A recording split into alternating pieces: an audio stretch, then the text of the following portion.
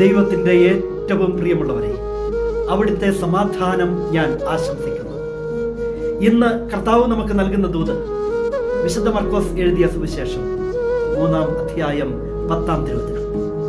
അവൻ പലർക്കും രോഗശാന്തി നൽകിയത് മൂലം രോഗമുണ്ടായിരുന്നവരെല്ലാം അവനെ സ്പർശിക്കാൻ തിക്കിത്തിരക്കിക്കൊണ്ടിരുന്നു.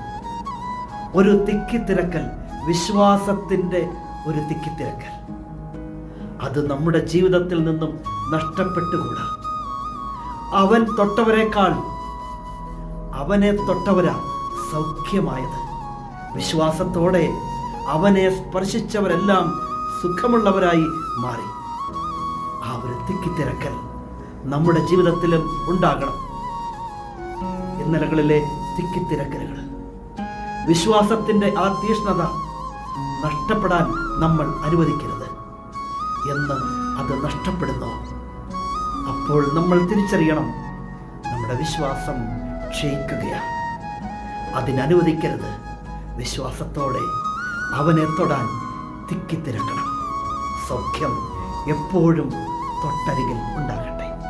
കരുണാമയനായ ദൈവം നമ്മെ എല്ലാവരെയും സമൃദ്ധിയായി അനുഗ്രഹിക്കട്ടെ.